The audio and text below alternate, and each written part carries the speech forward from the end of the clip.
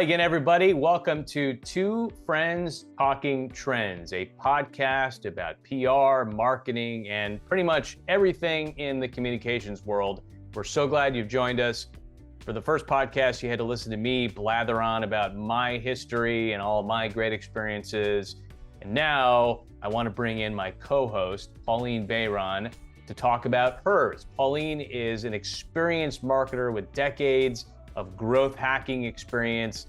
Really, she's the person you want to bring in when you're trying to build that sales pipeline and get those prospects in the door. She's smart, she is creative, she's one of the most tenacious marketers I've ever worked with in my career, and I want to welcome her to the conversation. Pauline Bayron, thanks for joining me on the show that we're co-hosting.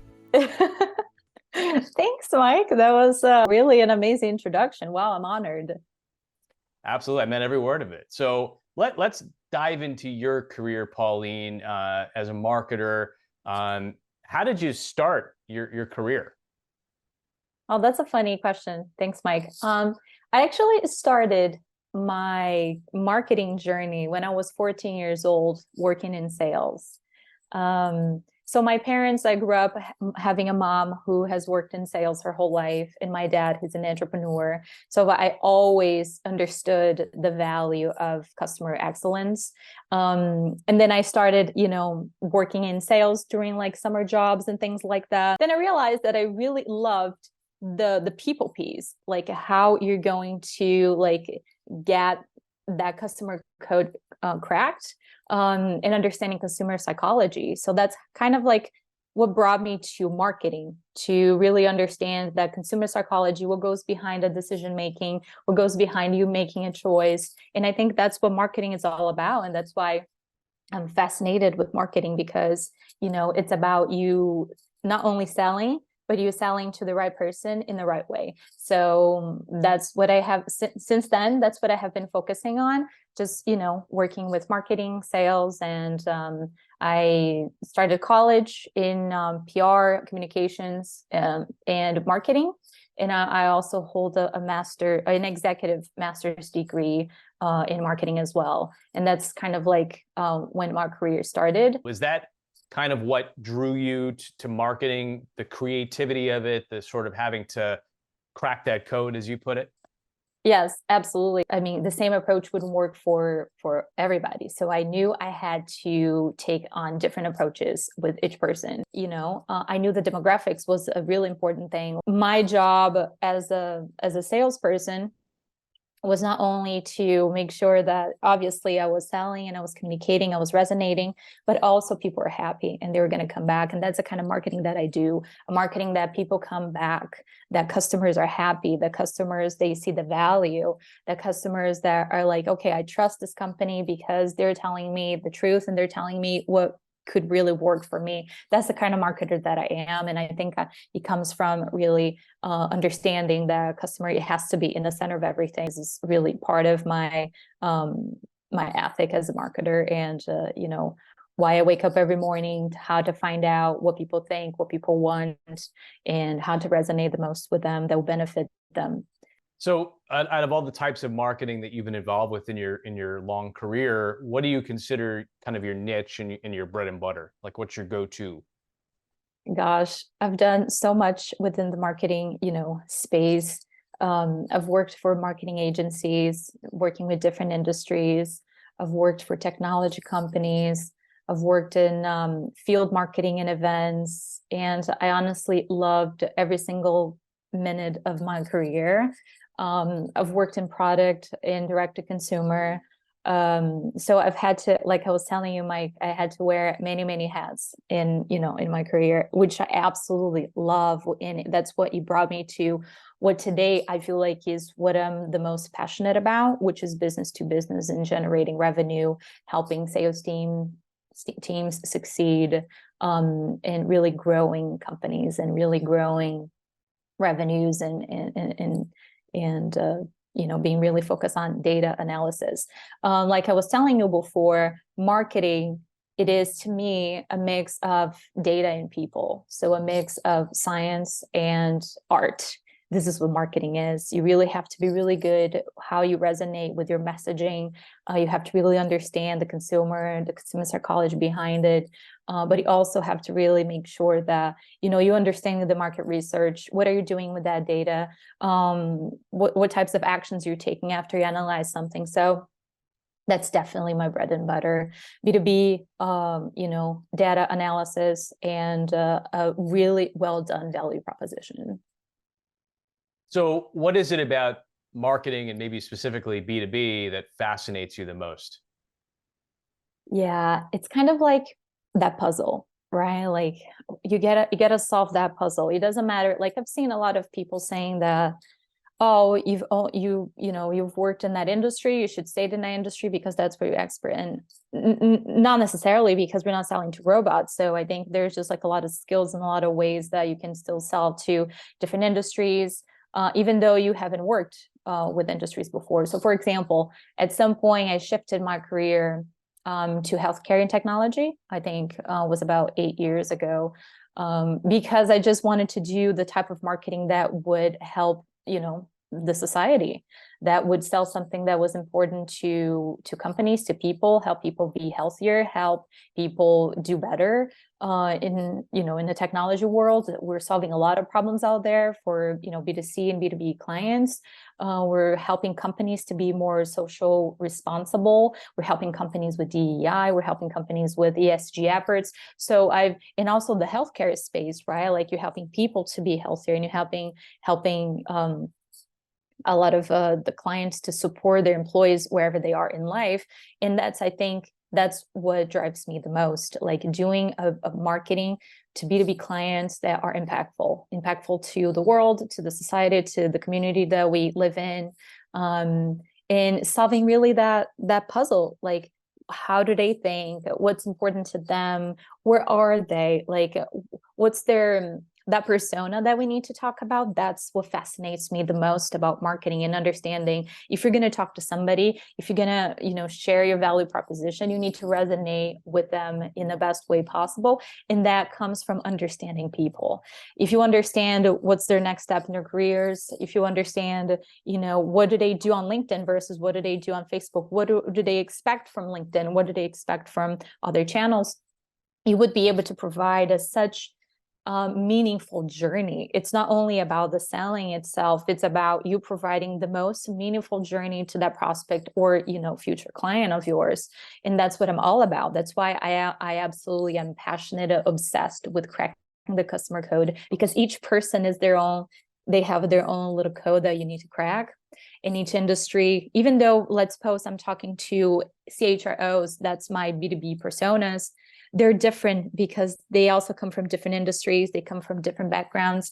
So you have to make sure that that persona is really being, you know, watched and really understood. And that's what, you know, drives me the most. Like, okay, let's find out who this person really is, which is, you know, part of the half of the science there of, you know, cracking that persona. Then obviously, like the other half, like I told you before, you need to bring in the data and all the strategies and the tactics and the testing to see, like, to confirm that this is the right approach. But certainly the persona, really understanding your ICP and your persona is, I think, what drives me the most in terms of in the B2B space. And yeah, just really understanding where people are coming from, what are their desires, and where are they in life. Yeah, sounds like it's the mission-driven aspect of it too, right? You're making a difference in Yeah. people's lives. If you're in healthcare marketing, you're solving the problem for them. Yeah. And then it's the cracking of the code, the puzzle, the mystery behind who is this potential buyer that really, Yeah. would you agree that that's what you're most passionate about when it comes to marketing? Yes, absolutely. I'm really obsessed with data analysis and establishing the right KPIs and making sure that you're looking at the right things, because you can look at so many things, but you have to think about what's actually driving results, what's moving the needle, right? And that's the other part of marketing that I do, is to make sure that the marketing department is being effective is the return of investment is there. You are focusing on the channels you should be focusing on, bringing like that sort of like process and procedures. So what I do, Mike, what's my specialty is pretty much to align people, which means align your teams, your sales departments with marketing, align also your personas, align people in general, right? Because when you don't have that alignment, a lot can go wrong. Also aligning data, you have to align all of your data, like everything that you have available, all of your results, everything that you're tracking, align your return of investment, align your data. And the third thing is aligning processes, right? So you need to be able to align processes so you as a marketing function in a department can run at its full capacity. It's turning engines in the way that it should be, because otherwise you're going to lose a lot of money. You can just be, with not effective processes in place. You can be investing in channels that are not the best solution for you. You could be too focused on short term and not focus on the long term as well, or too focused on long term and not focus on short term. So there's just like all these moving pieces. It's kind of like where I come in a B2B and I do a full assessment. I audit it to make sure that all of these things are in place and you're being set up for success. Yeah, you mentioned being aligned with sales. You hear far too often about marketing and sales being in separate silos, and they really need to be hand in glove. Absolutely. How important is that? Oh my gosh, it's extremely important for the success of your, revenue growth. Because if sales, for example, don't agree or they don't know what an MQL really means, or if the definition is different, or they're not going to see the value in marketing. And that's the danger there, right? They need to be able to be very much aligned in what we're expecting, what we're tracking, what are the things that we're going to be working towards together. And once those are established, like those predetermined what success looks like, then I think you have a pretty good, a pretty good alignment with the people. Because if sales thinks that, success looks like X and marketing thinks it looks like Y, then you have a problem. So, and then you're just going to be like always trying to show each other the value when actually you should be agreeing on the definitions of everything that you're doing in terms of a lead capture and the lead nurturing and all of that. Absolutely. Great advice there. I want to ask you in a little bit about the trends that you're seeing in marketing, but first let's talk about your career specifically and some of the highlights that you would point to over your career. Yeah, I mean, there's just like, I'm just so proud of everything that I've done. And I'm just so happy to be exposed to so many great employers and great stories. I mean, I was part of it, bringing 600% growth to the agency that I worked at, and I was leading those efforts. So that's definitely a highlight in my career. Bringing the growth to companies, it's what I love the most, just like coming in and building things from scratch. That's what I've done time after time, and that's what I think one of the most proud of. But there's also like fun things along the way. Like marketing is fun. Like marketing is a lot of tactics, is a lot of strategy and a lot of data, but it's also a lot of fun and allows you to experiment, allows you to test things, allows you to learn. And I think I've done pretty good share, of learning experiences. But I remember one time I was working for this technology startup company, and they were like in the CRM world. They were a platform, a SaaS B2B company. And I remember coming up with a strategy in a B2B strategy that put us on #1 trended topic on Twitter for a few days. So that was pretty exciting.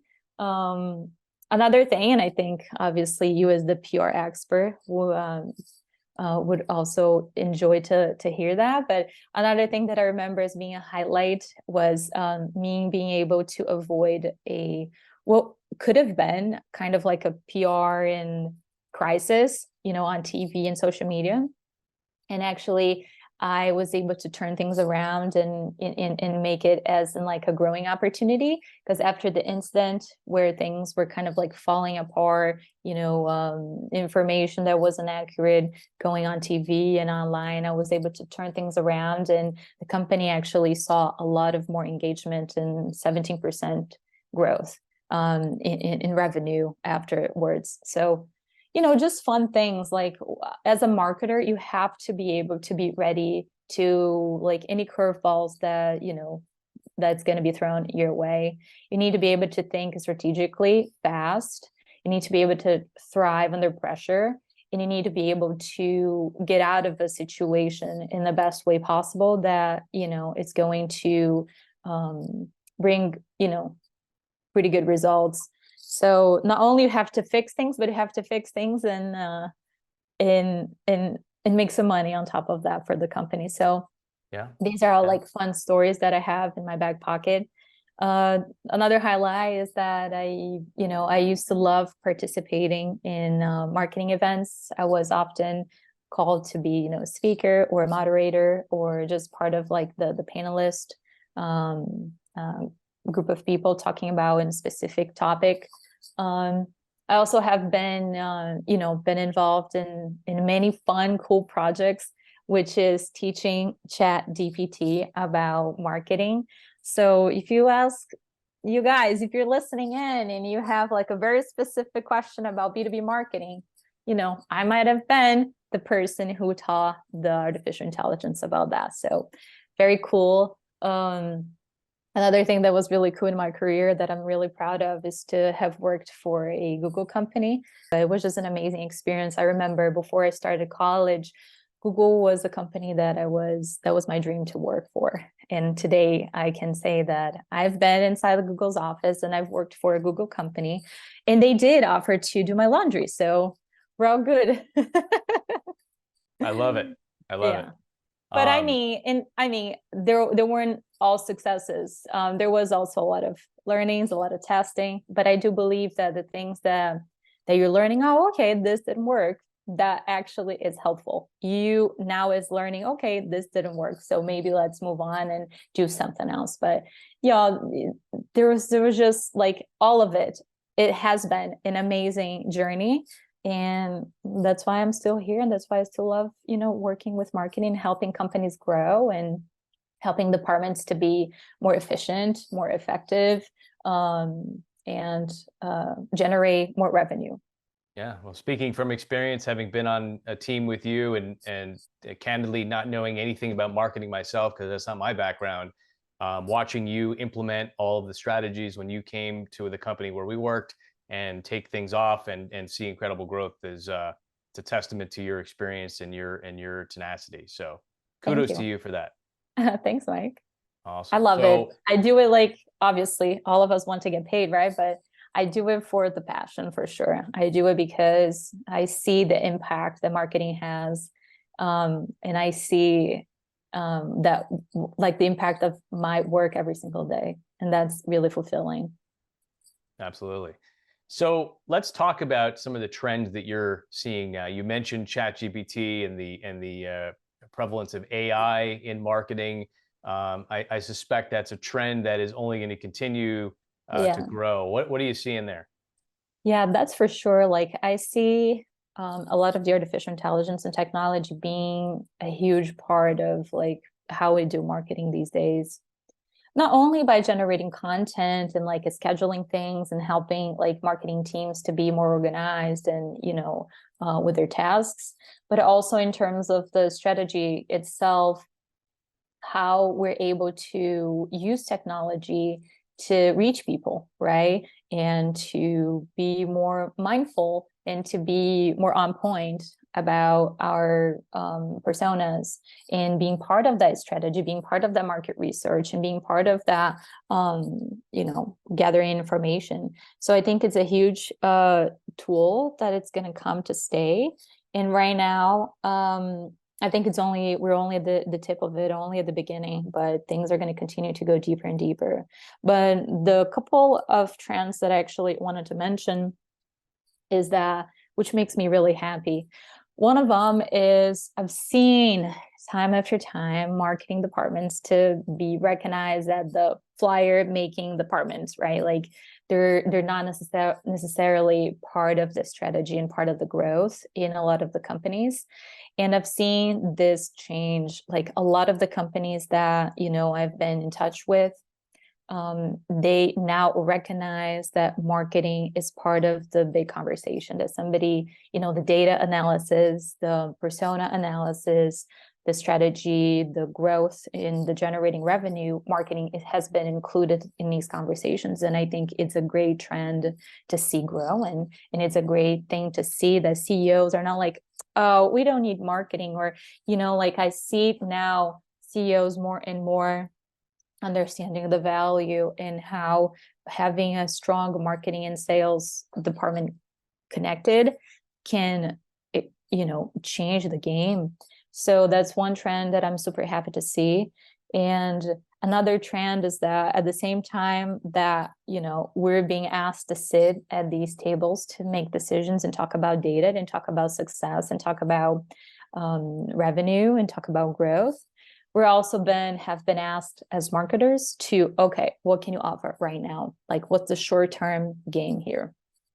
And I think it's really important that you as a marketer can identify your short game, but you can forget of your main strategy, your long game, right? So I think it's a part of the trend here. Everybody that I have been talking to, they're like, okay, we understand finally now the marketing needs to be part of the growth. So how can you grow? How much can you grow in 3 months? So things like that. And I think it's really important that you account for that as a marketer, and you think of strategies and ways that you can really leverage the low-hanging fruit.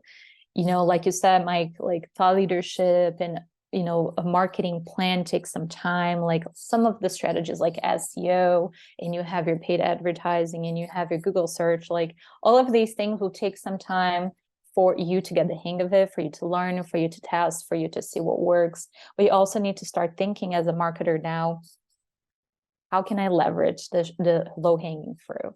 How can I make sure that I'm taking advantage of the businesses that perhaps are already out there, and it's going to be easier for me to collect. It's going to have shorter sales cycles. So it's just a matter of you shifting that mindset that marketing is only long-term. We have to think about short-term as well. Great advice. And I want to end with you giving some advice to a marketer who might be starting off. So put yourself in your shoes when you first started out. What is it you wish somebody like you had told you back then? Well, I will say that what I did, I had great mentors in my career. And what I did is I tried all sides of marketing, like I was telling you before. And I think my advice to a new marketer would be try all the different sides of marketing, all the different angles of marketing. Either is product, either is direct to consumer, is business to business, business to consumer. Try events, try, anything and everything. Because then you're going to figure out what A is your passion and B, what you're really good at.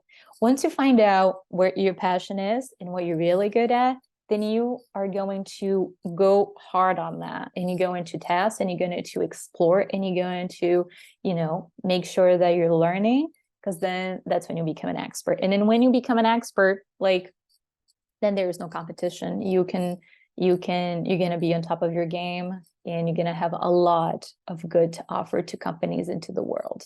Thank you for making time, and thank you for listening in to Two Friends Talking Trends. This is a podcast about PR, marketing, and pretty much everything communication. We're going to have tons more episodes coming up for you over the next couple of weeks, talking about PR, talking about marketing. We're going to start having some guests on. They're going to give us some of their insights as well. So stay tuned, and we'll see you again soon.